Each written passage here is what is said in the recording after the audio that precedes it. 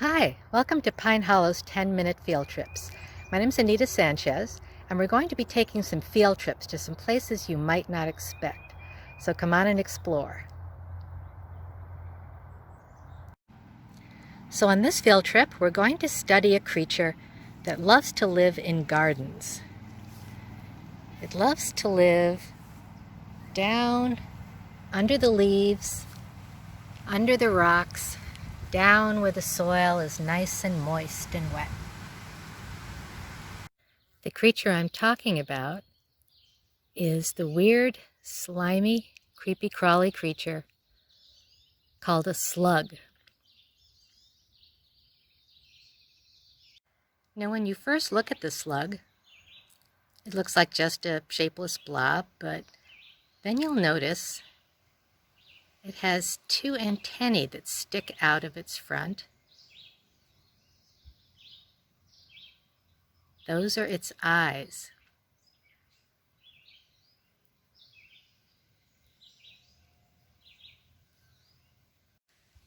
Slugs can see. They can see light and darkness. They can't see as well as you and I can. Their eyes aren't the same. They mostly just see light and darkness and maybe shapes moving. But the slug is definitely looking around to see what's going on.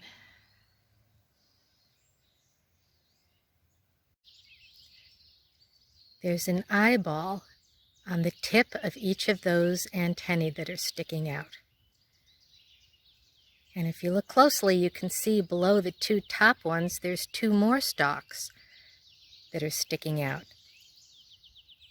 That's the slug's nose, and it's using those stalks to smell, and it's using its eyes to see where it's going.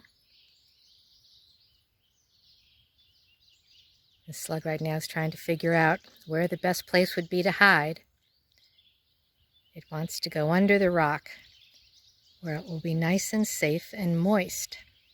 Slugs like to hide out where it's moist because they need to stay wet. Their skin is slimy, and that helps keep the moisture inside their bodies. If the slugs dry out, they'll die. So that's why you don't see them on bright sunny days. They come out when it's rainy or cool, and they hide out under rocks and logs so that they won't dry out. You can see the slime trail they leave behind. The amazing thing about the slug's eyeballs is that it can pull them in and out. I don't want to scare him, but if I just gently put the paintbrush near him, it pulls the eyeballs into its body, and then they pop back out again. So if danger threatens, the slug can put its sensitive eyeballs back inside its head, and then when the coast is clear, out they pop.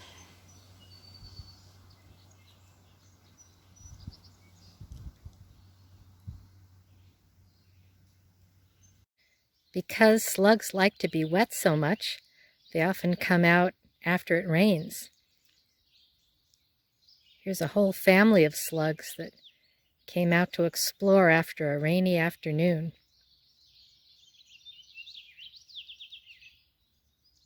If you pick up a slug, one of the first things you'll notice is that they're slimy. You can see the slime trail this guy's leaving behind him as he crawls along. Slugs don't wriggle like snakes or squeeze themselves in and out like worms. They glide along very slowly on a carpet of slime. Slime oozes out of their bodies. It's very sticky,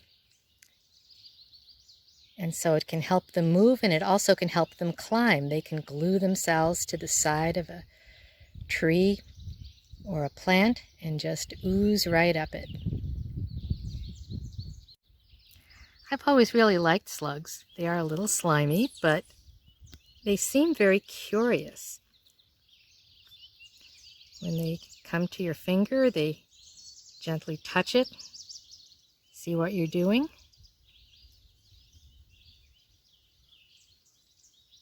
might try to climb onto your finger. And that's okay because slugs don't sting or bite. They feel a little cold and slimy, but they don't hurt people. Slugs don't only live in gardens, they live in the forest too. They like to hide out under the leaves, down where it's moist. Sometimes they'll climb up the side of a tree, using their sticky slime to help them climb. But slugs are too small to do more than take a few bites from the leaves. They don't really harm the trees. I don't mind if I find a few slugs in my garden. I'll just pick them up and move them. Because slugs are part of the food chain, there's lots of things that eat slugs. In fact, slugs are one of the favorite foods of fireflies. Fireflies are these amazing bugs that have the ability to light up in the darkness. They blink like light bulbs in the dark, and they make beautiful displays on summer evenings. But without slugs, we wouldn't have any fireflies.